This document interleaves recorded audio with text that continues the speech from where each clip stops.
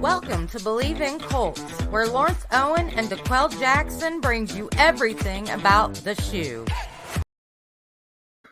Welcome back. We're heading into week 3. We just finished the game against the LA Rams, and oh man, honestly, I watched that game over and over and over, and I can't get a lot of things out of my mind. I walk out of that thinking Carson Wentz looked like Superman in that game and was just let down for the second week in a row. What was your thoughts on this game? Yeah, if you have two eyeballs, we can all agree what you just said, because it seemed like Carson Wentz seemed like the O-line really didn't play with that sense of urgency that we thought they would play, knowing that they got their quarterback hit often and a lot. Carson Wentz was running around for his dear life, but he did find some rhythm at some point. But then again, it's just unfortunate that the guy can't catch a break. He's been hit so often that now he's dealing with 2 bum ankles. And this is not a good time for this offense or this team moving forward, starting 0-2. I don't know if you're in the percentages, but I'm not. But this one percentage that stands out to me is when a team goes 0-2, the likelihood of you making the playoffs is less than 12%. You have a less than 12% chance of making the playoffs. So this concerns me moving forward. Well, the good thing is it looks like the offensive line is getting healthier slowly. Eric Fisher did play over half the snaps, and when he was in, the left side of the line looked good. You know, the pressure was coming from that right side where Davenport was at, where, you know, the guy who played left tackle week 1, where all the pressure came from. Now, another good thing is, as the season moves on, the game should get easier if you look at the schedule in that way, right? Sure, I mean, the first 5 games, pretty darn tough, some solid players. Week 4, we might catch a break, considering, you know, Tua he's also injured, and, you know, we may not be seeing Tua at that point. It'll be against a former player, Brissett. And then after week 5, the schedule gets really, you know, a lot less tough. Yeah. I mean, you have the Ravens coming up, and I get it. Texans, 49ers, Jets. I get, but, you know, again, this team, listen, I watched Quentin Nelson a lot this past game to see how he would match up against Aaron Donald, one of the greatest, you know, interior defensive linemen to play this game. And I thought he did as well as job as anyone could do. With that being said, he's, you know, Aaron Donald is Aaron Donald. You can't stop the blow. Let's say that. The guy's disruptive on every single play. And you know what play that stands out to me when, you know, obviously the offense were able to move the ball down the field, and unfortunately they weren't able to come up with points in the red zone. That was huge. The second one was the decision-making of Carson Wentz. Down in the red zone, he throws the shuffle pass, and who else? None other than Aaron Donald was the guy who caused that confusion.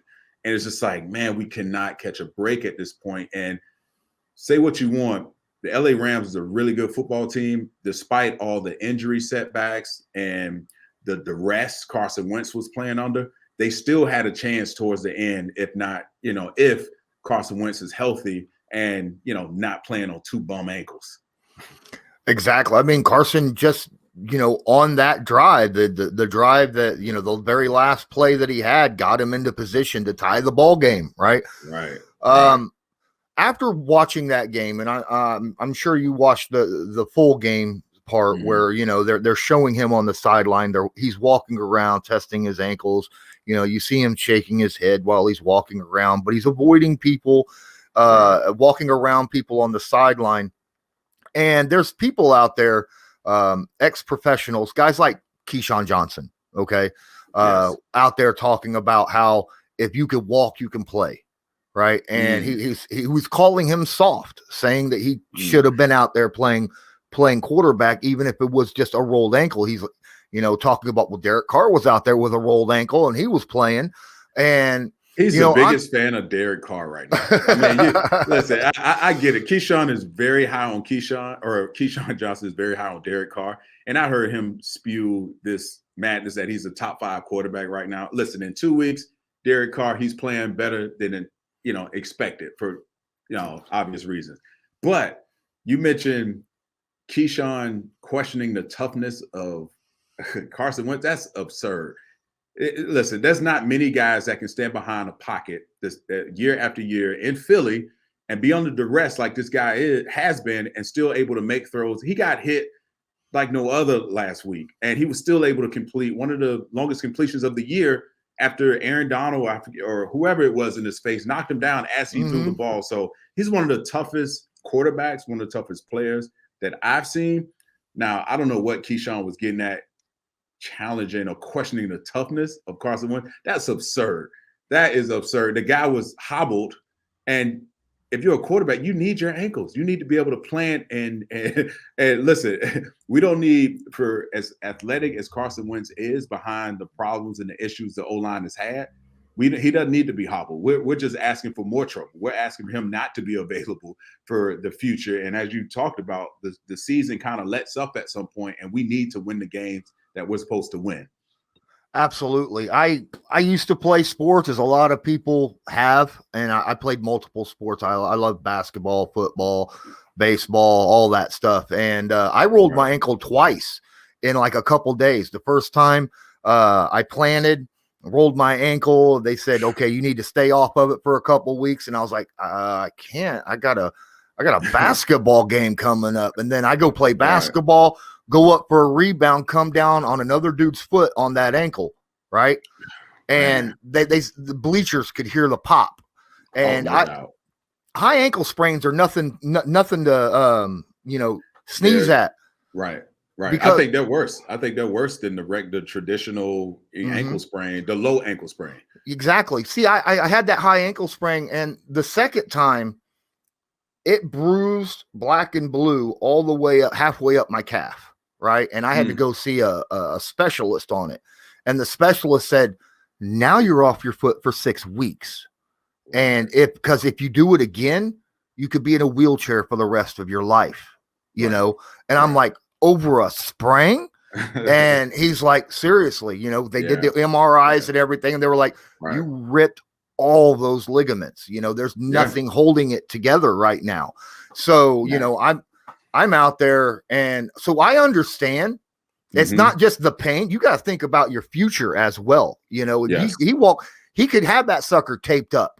You could take a shoe off, tape it up, put the shoe back on, tape that up on top of it, go out there, play. Still on a high ankle, you could still roll it, even with it taped up, and then you're injured for a long period. Yeah, and the high ankle sprain is so tricky. I agree with everything you just said. The high ankle sprain is so tricky because it could feel good one moment, and then one quick twitch of a movement, and it's right back to square one.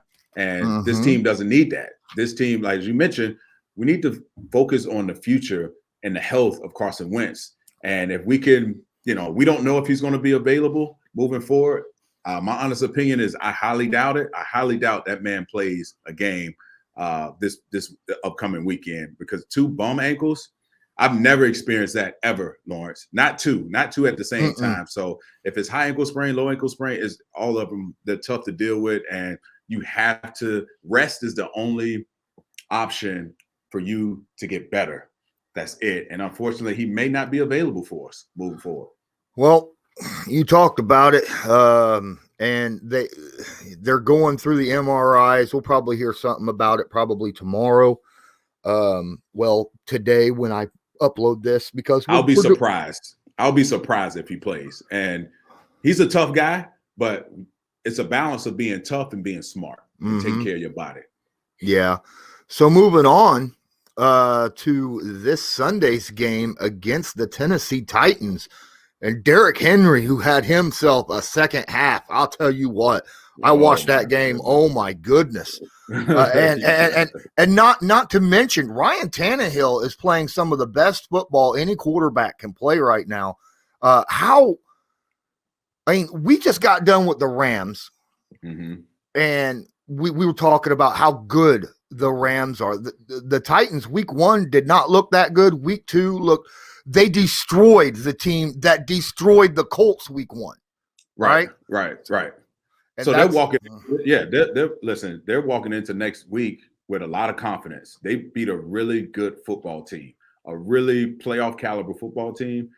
I guess I must have underestimated the D line from the Tennessee Titans, but they had Russell Wilson, moving off the spot and really caused some havoc behind the line of scrimmage. But you mentioned Chris Henry, or Derrick Henry rather. He got going the second half. Like there was nothing that defense can do, and it scares me because our defense, we gave up just shy of 100 yards with a load like Derrick Henry for four. I Bleav he had 35 carries, 35 or some odd carries. That's a heavy dose of Chris Henry, and when the running game is working, Ryan Tannehill, it's allowed him to make the throws easy. One step throw or one read throws, and this defense has always been. So I'm about this game, Lawrence. I'm not going to lie. With a potentially hobbled quarterback, we don't know whether or not he's going to play or not. We know this about the Tennessee Titans. They're going to run the football. They're going to be committed to running the football, and they're going to try. And Ryan Tannehill is going to play not to screw it up, and that's a formula that's worked for them in the past. See, a lot of people know that the Titans on defense, they know that they have Danico Autry because ex-Colt. That they heard about them signing Bud Dupree, and we all know about Rashaan Evans and Harold Landry. They've been there for a while. The guy that scares me the most is the guy who really had a highlight pushing Quentin Nelson. I think it was his rookie year. Pushed him back bad. Jeffrey Simmons is a defensive tackle you do not want to take lightly. Right. They've always traditionally had a front set. Jarrell Casey was a guy who was there for many years.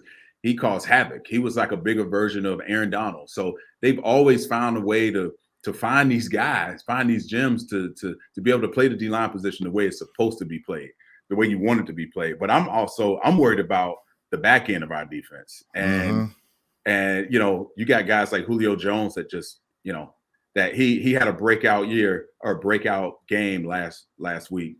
What do you have, over 128 yards receiving on 6 receptions? You got your AJ Brown over there. So, man, this team is structured to ground and pound you and be able to throw the ball up to 2 big, tall receivers. And it's scary. And they also not only can hurt you in the passing game, but the running game as well. They're big bodies. We have little guys on that back end. So this game concerns me a lot. I know it's a division game. I know both of these teams are very familiar with one another, but this team frightens me. They really do. Yeah, they do. They very much do, especially when you're looking at guys that have injuries on the defensive side, right? We may end up 3 games in a row without our number 1 corner in Xavier Rhodes. Darius Leonard's still out there with that hobbled ankle, right? There's all sorts of problems that we're dealing with. Look what Cooper Kupp did against the Colts last week. My goodness, we have our hands full. But the only thing that keeps me optimistic is the fact that Tennessee last year, I Bleav they had 12 turnovers, right? The second fewest in the NFL. Now, in 2 games, they have almost half of that total. So they are giving the ball up a little bit. But that's our hope. That's our hope. We have to be able to change the math and create some turnovers and get back on track to this 40+ turnover season. So this game it can go either way. Obviously, it depends on if a quarterback is healthy. Can he play? Can he not play? And that changes to what you do offensively, and it also changes how you want to play defensively. I think from looking at last week's game, I know Matt Eberflus isn't a guy that likes to send a lot of pressure, but we're not getting guys home. We're not getting sacks. I know we're getting pressure. It's just as good as it's disruptive, but we need guys to bring the quarterback down, change the math, start the opposing offense from get them off track, get them off schedule, and we're not doing that right now. I know it's early. It's only the second week, but we need, Kwity Paye. We need him to step up. He's shown flashes, but if you're going to be we're looking for difference makers. And when you get drafted as high as he did, you need to be a difference maker on that field. Yeah, Kwity Paye was talking earlier after the game, talking about, he's went up against 2 veteran left tackles and why, it's so difficult for him. And he said that it's difficult for him because he's a rookie and he don't have much of a changeup.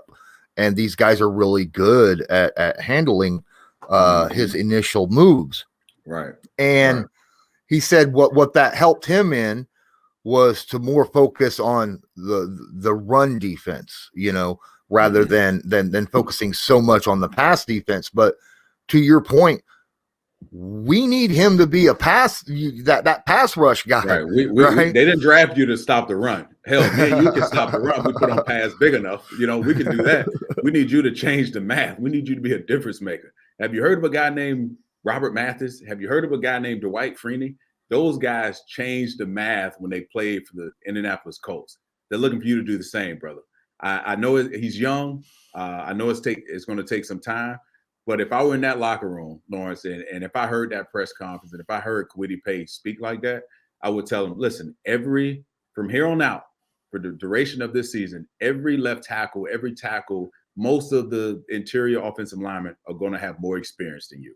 And you can't beat most guys in the NFL with one move. You have to have multiple moves. You have to have counter moves. You watch a guy on the other side. You watch a guy like Aaron Donald. The guy, I watched him, I forget who had they highlighted the matchups between Quentin Nelson and Aaron Donald. And the guy has multiple moves, a multitude of moves. And he does it so much. His hand movement and hand placement is so elite. He just dominates you in that area. So I know he's young. He has a lot to learn. Hopefully, if my buddy Robert Mathis is out here, because he does train some guys, I would love for him to get with Kwity Paye. Yeah, if he thinks he's had problems with a couple veteran guys, he's going up against Taylor Lewan, and that is he's easily a top 10 left tackle out there. Right, he's legit. And you know what? He's in your division, and I think this is a learning curve for him. You need to especially know the guys that are within your conference and watch how they get beat.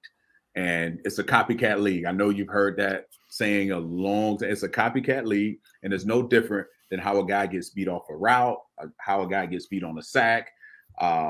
So he's got a lot to learn in that area. But I do like his hustle. I do like his energy that he plays with.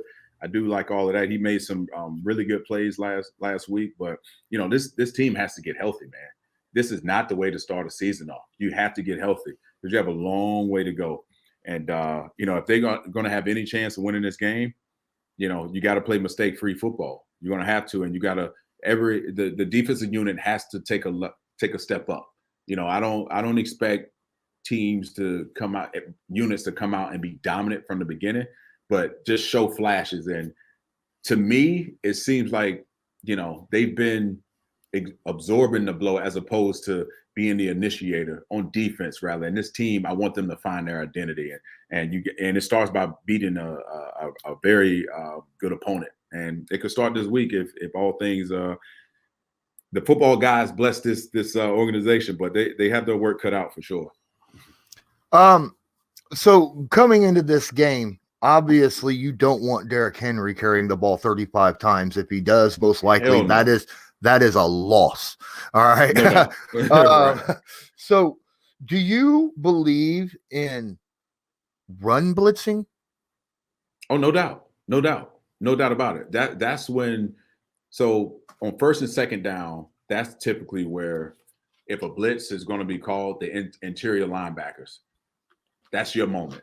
And it just changes the math. It just, forces a guy like Derrick Henry to, with a guy that big, you want him to stop and start right away. If he gets a full head of steam and he turns the corner, there's not many defensive backs that can stop him in his tracks. He's got a great stiff arm. He's a big guy. He's harder to bring down. So what that does, it allows, obviously it takes the responsibility off the blitzing linebacker. Now you get to blitz a gap, play downhill, try to force Derrick Henry to change, go north, go east and west as opposed to north and south. So I'm a big component of that, and I haven't seen much of that from the Colts. And hopefully, if Tennessee wants to get in this 12, 13 personnel and run, stretch plays or down and around plays, that could change the math. And you're going to have to do it. These guys from safeties to corners, everyone has to get involved to stop a guy like Derrick Henry. Absolutely. And obviously, in order to stop a guy like him from having 35 carries, you got to get off the field. You got to see a few 3 and outs. You can't let him. Forcing a punt is one thing, but you could force a punt after giving up, 7 plays, right? And those 7 plays impact your defense when those are Derrick Henry runs. Second half, you see that a lot, over and over and over. You get to the second half, next thing you know, you're questioning. You're making those business decisions in the fourth quarter, right? Right. And for any defense, trust me, every guy wants to be able to let's stop the run early, so Tennessee would abandon it and put the ball and put the game on the shoulders of Ryan Tannehill. That's everyone's recipe for to win the game. But obviously, it doesn't always play out that way. Either through injuries or turnovers or what have you. So a guy like that, I've been a part of a ton of games where when I was with the Browns playing against the Steelers, they were committed to running the football. And when a team is committed to running the football, you better eat an extra couple meals that week, add a couple more pounds, because you're going to need all the impact, all the body that you can bring for a guy like Derrick Henry. Because our backers, Darius Leonard is made to run sideline to sideline. His body type isn't that built for that old school ground and pound run game. Though he is tough enough and he can get it done, that's just not the way this team is built, and that's not playing into their strengths. Let's move over to the offense a little bit, because we've discussed, worrying Wentz. You don't expect him to play. So I don't expect him. You're moving over to Jacob Eason, who, was I think 4th round pick 2 years ago. And to be fair, yes, he did not look at all good during that small period of time that he played last week to end the game. But honestly, as Frank Reich said, you couldn't have threw a quarterback in a worse situation, right? There's just no way. I mean, all right, so you got to get 3 points, and it's the first time that you've touched the ball during a game ever, and you've got 2 minutes 2 minutes to do it in. Kind of difficult. It's very difficult. So with a guy like him, who we know likes to stand in the pocket, stand tall, deliver the ball, what's the best way that the offense, not only as a team, but as a coach, a play caller, do you believe would be the best way to help him perform at his best? A lot of intermediate routes. You have to cut his drops from the 7-step drops, the guy that likes to stand in the pocket, as you alluded to. You have to change your way of thinking. You have to get the ball out of his hands, whether it be quick slants or the quick game. I mentioned it last week. You have to change the pace of the game. Let's see some no huddle. I didn't see much of no huddle in last week's game, if not any. I think you have to throw Tennessee off their guard, hurry ups, quick intermediate routes, which create some picks and lanes for guys to be open. And obviously you have to be committed to playing a boring football game. And that is running the football, staying committed to running it. But at the very least, you're eating up time of possession, and you're giving the opposing team and Derrick Henry and Ryan Tannehill less opportunities, so you can lessen the blow. So for me, obviously the quick answer is intermediate routes. Obviously you want to take shots when they're there, but you take care of the football, you run the football, you get the ball out of your hands, and you know what? You live and die. You have to live with the punts, and over to, if you stay committed to that, obviously you throw in some wrinkles here and there. I would use all my gadget guys that I have on the offense, who are my reverse guys. If you want a trick play, if all the trick plays that you've practiced in training camp, you have one in your back pocket. You want to get over this. You want to, if Carson Wentz isn't available to play, You have to do whatever you can, bring out all the tricks you can to keep Tennessee's defense just kind of off rhythm, if you will. So that will be my plan for sure. Excellent. My issue right now is, who is Jacob Eason going to target when he does have to throw the football, when the running game doesn't if it doesn't step up, if Jonathan Taylor's still averaging less than 4 yards a carry, who's he going to go to? Michael Pittman Jr. had a big game last week. He had, oh my goodness, I think we'll go to the stats here: 8 catches, 123 yards, no touchdowns, but big game for Michael Pittman Jr. And Zach Pascal holds every receiving touchdown right now through the first 2 weeks. He's got all 3 touchdowns. Right. So what do you think Tennessee is going to do? Tennessee sees that same stat. They're going to, not bracket him. He's not at that level, but your focal point needs to be towards him, especially in the red zone when you're backed up. So this is going to be, I would also add this. I didn't mean to cut you off. I would add, the RPO game. You mentioned, to rebuttal what you just said, run some RPO. Even though everyone knows Jacob Eason is not throwing the football, it allows him to only have basic reads. If the running game is working, if you're running from shotgun, run the RPO where you have as you read the end man on the line. If he doesn't dive down, you pull it, you throw the quick slant behind him. So, some easy throws, something that he's accustomed, that he's run efficiently with the first team, whether it be through training camp, mini camp, OTAs, and all. So they have to have a set amount of plays that he feels comfortable running, because as the game unfolds, we know, that game plan gets ripped up. And now you're basically calling the game to win the game. So he has to be ready to play. He is a pro. He has to be ready to play the game, and he has to be ready for anything that Frank Reich and that offense throws at him. So play calling, I want to get into a little bit about that.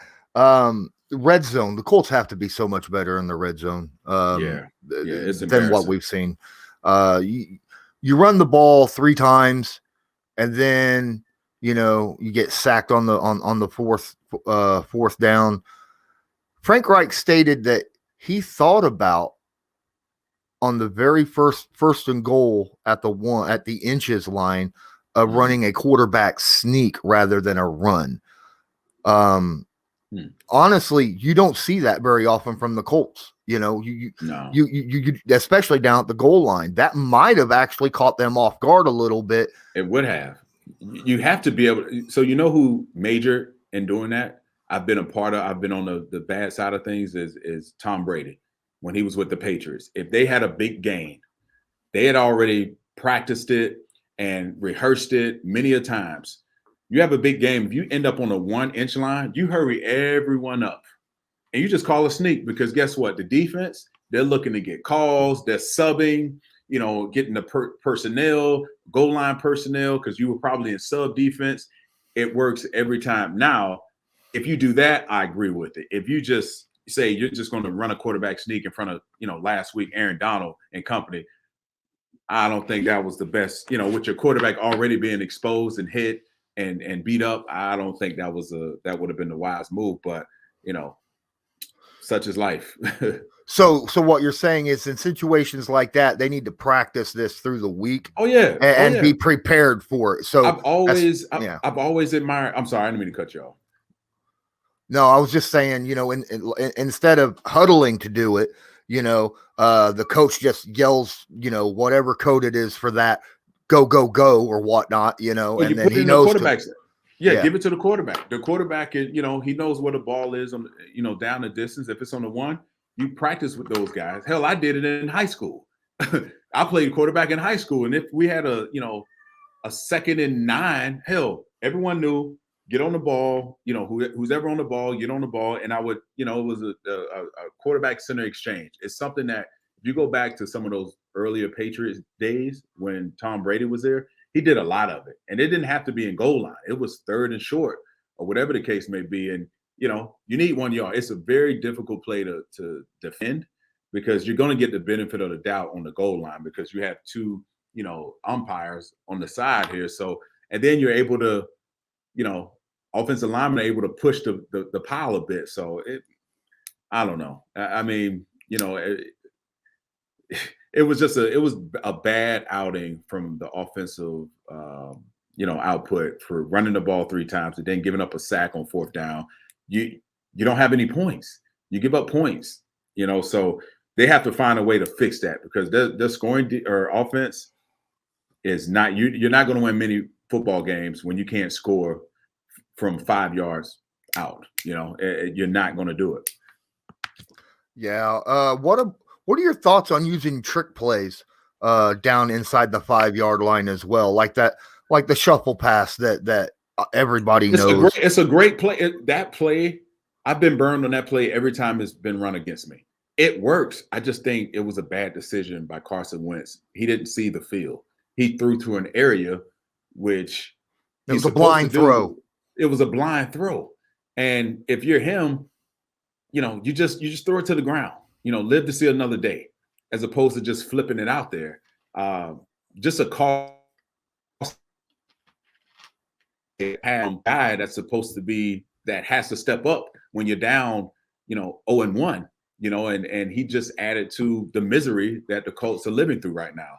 And it's going to take guys like Darius Leonard, guys like Kwity Paye, guys that are unexpected to really step up right now, because right now, that locker room is feeling bad.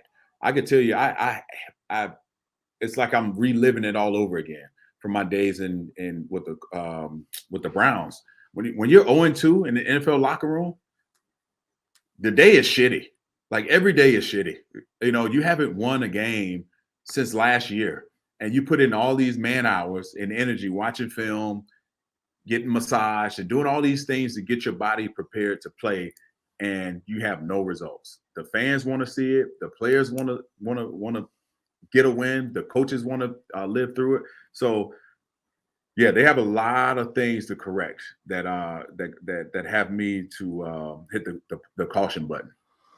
So, as of the recording right now, there is an issue that I do want to bring up that I'm a little upset with, I would say.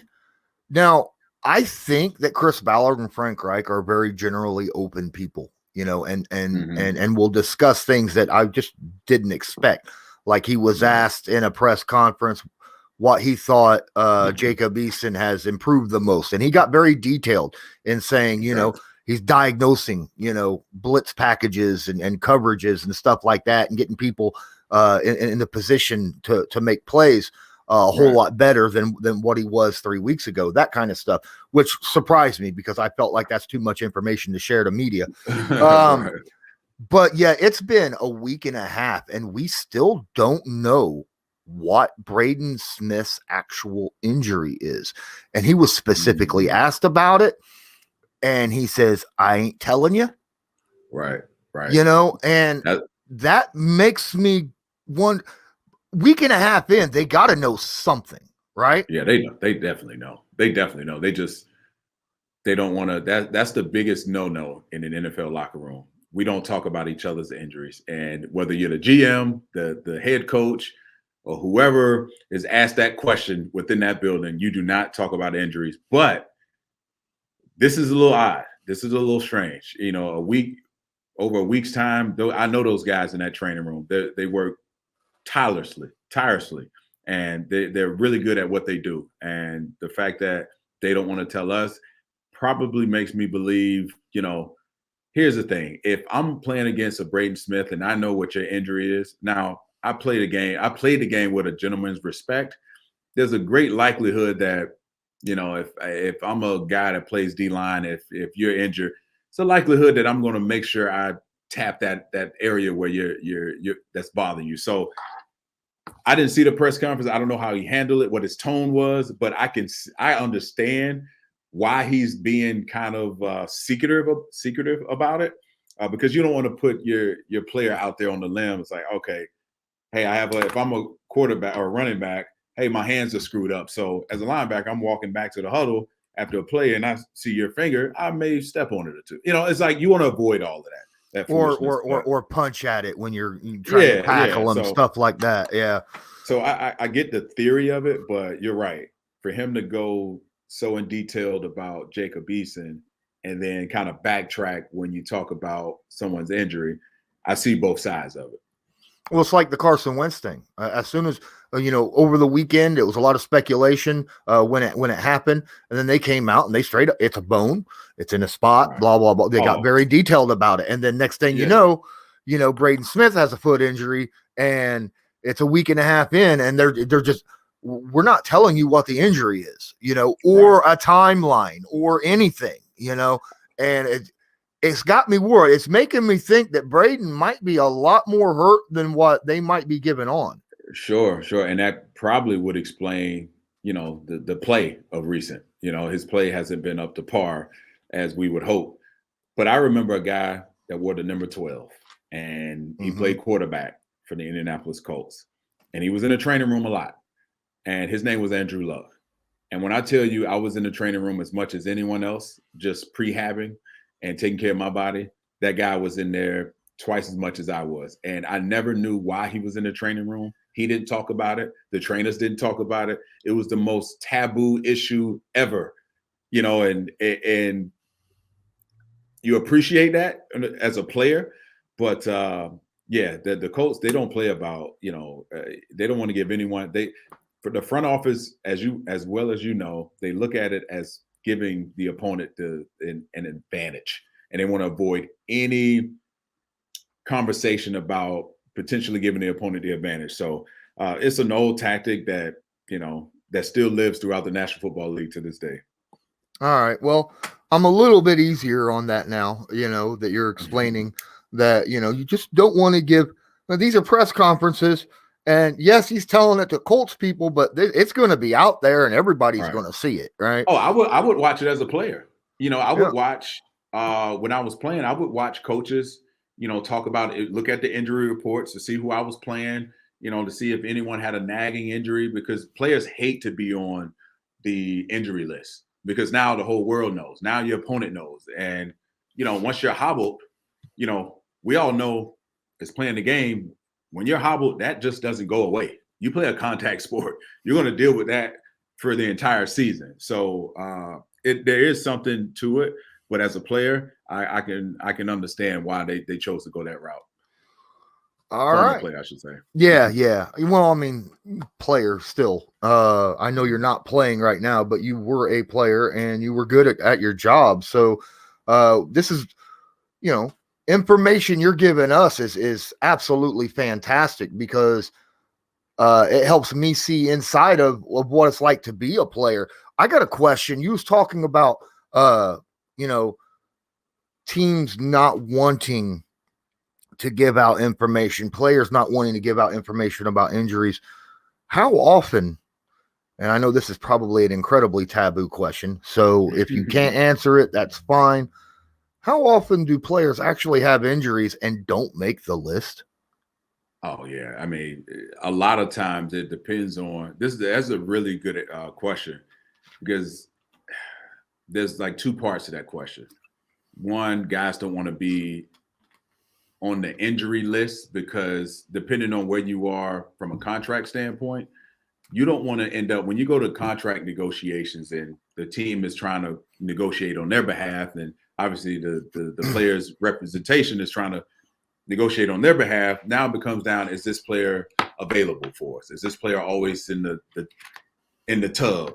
Is he always in the training room? So guys want to steer away from that, even if they are injured.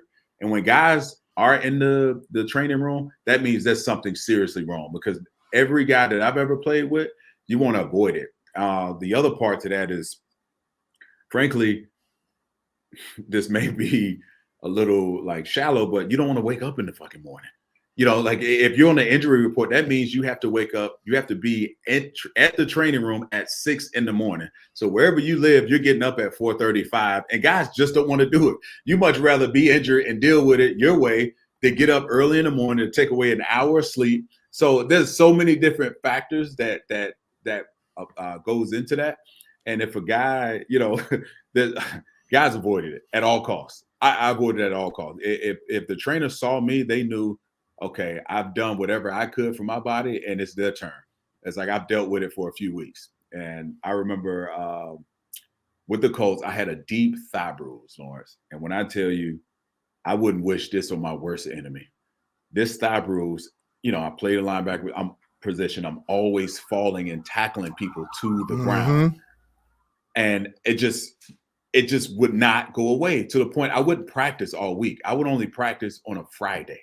And that was maybe 10 to 15 plays. And I remember the trainer that's currently there, I played a game against Jacksonville, and he looked at me. They had to shoot me up before the game. Like, I could barely bend my leg. It was that just agonizing. Played the game, and I remember him coming to me. He was like, how the hell did you do this? Like, how the hell did you play this game? But he didn't know, based on my contract, I needed to be available. I needed to play the game in order to get all the money that was, that I signed up for. So that is the reason. That is the reason I kept playing, But yeah, that's definitely that was definitely a great question that a lot of former guys will talk about it. Got current guys, not so much. Not so much. That's why I was wondering if it was a kind of a taboo question even for you, because players and teams today, they might not want that talked about, period. So I didn't know if it was something I should ask you or shouldn't ask you. Right. So that's why I was giving you that option. You can ask me anything. You can ask me anything, because I took care of all the trainers that I've ever worked with, from the Colts to the Browns. They knew I was 10 steps ahead. I had done all the prehab stuff to avoid, any lingering injuries or bruises or what have you. But I'm confident to speak on that. But a lot of guys won't, unfortunately. Well, I think it's about that time, about 42 minutes in. I appreciate everybody who is watching this or listening on the podcast. Please don't forget to share it. Smash the like button and subscribe if you're watching on YouTube, and download. Definitely make the downloads. Really helps out a lot. Let's get into predictions for the game. Okay. It's a little bit little bit difficult right now, being that we're recording a day earlier than normal. Well, actually 2 days earlier than normal. 2 days earlier. So we haven't even seen an injury report yet, speaking of, but we do know, who was hurt the last game and all that stuff. And to me, I feel like the offensive line is getting better. It doesn't look like it too much, but that's a much different defense front seven with the Rams than what it was with the Seahawks in week 1. I feel like that left side played a whole lot better, especially even when Aaron Donald was on that side, than what they did the previous week. The thing that scares me is if I'm going to go with Jacob Eason starting, or even a hobbled Wentz, because a hobbled Wentz is going to have issues, right? He's not going to be able to do the things that we saw. He ducked 3 sacks on one play. All right. Right. How in the world you're not going to he's not going to be able to do it like that on 2 hobbled ankles, and Eason's not going to be doing that at all. And you better believe Tennessee's defense is going to turn up the pressure on him if Carson Wentz is available and hobbled. Yeah. Now the defense will probably come out and they'll probably play hard, especially against the run. I really do feel that way. I don't think Derrick Henry is going to break 150. He may break 100. All right. I'm probably figuring 110 to 120 is what I'm thinking he'll probably get, because that seems like what he averages, right? Right. You could slow him down, but you're not going to stop him, much in the same way of Aaron Donald. You could slow him down by making sure you got bodies on him, but he's going to make an impact. He's going to have an impact, right? Exactly. Yeah. I feel like the Colts could have issues scoring in this game due to the quarterback situation. I think we're going to agree on this one. I think we're both going to agree on this one. Yeah, I'll let you finish, but I think we're going to agree on this one. I think if we're going to walk into this, Tennessee's going to know that we're going to be somewhat one-dimensional. They're going to be focused on stopping the run. There's not going to be much of a deep threat because of the simple fact that, Paris is hurt, T.Y.'s hurt, and there's not going to be a lot of time, as you said, to throw the football downfield. I don't like as much as I want the Colts to defeat their division rival. I don't think they're going to do it this game. I agree. I agree. I just think the Tennessee is coming off of just a huge win in overtime, and they were down 24-9 at one point to start the half, and they were able to beat a really good football team that normally doesn't give up. When they're leading, they're winning the game, and they did it in Seattle, if I'm not mistaken. So I'm with you on that. As far as a prediction, a score, I feel like this, even with a hobble, even if Carson Wentz does play, he's going to be hobbled, and all the things that you mentioned, whether it be Jacob Eason. I think the what we do offensively dramatically changes when we haven't created a rhythm for ourselves this season. And I think with that being an issue, with the O-line starting to come around, the Titans, I see the Titans having more pressure on either Jacob Eason or Carson Wentz, just to create more havoc and create more pressure at their feet and in their throwing lanes. With that being said, I think Tennessee wins this football game. I think Derrick Henry, they control the clock with Derrick Henry. I think he gets north of 20 carries, 20, 25 carries. I think from a score standpoint, I would say somewhere like 24-10 standpoint, Tennessee Titans win this football game. Oh, you got a blowout in this game. And the scary thing is our defense, I feel like, is going to be on the field a lot, because I don't think that our offense is going to be able to consistently move the sticks and keep the defense off the field to get rest. And that's just going to snowball, right? That'll snowball and make the defense more and more tired throughout the game, which means then Derrick Henry is going to be able to just get stronger and stronger and stronger as the game goes on. Your score prediction, very close to mine. I think I'm going to give us an extra touchdown. I'm going to give us 17. I think we could. That's fair. I think we'll score pretty good in the first half, but the second half, I don't think our offense will be on the field very long. I think Tennessee will probably be controlling the clock a lot with Derrick Henry, and I'm looking, like I said, Colts 17, 28, or we'll say 28-17. That's about right, because Tennessee they're not the team you want to face right now. And defensively, talking Colts defense, wow, when you're down 0-2 in the season, and the minute things go bad, whether you play offense, defense, or special teams, if you're on the Colts, you immediately go back to the place where you are. Well, I lost the week before and the week prior to that, so it's a mindset that if this young team can step out of, it will show a lot of maturity and a lot of growth from this unit, from this team, and a lot of resilience. However, the way Tennessee is built to run and ground, with their running game and Derrick Henry, I think it'll be too much for the Colts. Yeah, I know there's going to be a lot of people hating on me because this is 2 weeks in a row that I've pretty much. But said you're the Colts honest. are going to lose. Yeah, listen, yeah. You got to tell the truth, man. You got to call it the way you see it. Yeah, that's what I got to do, and that's I'm not here to blow smoke up anybody's butt, right?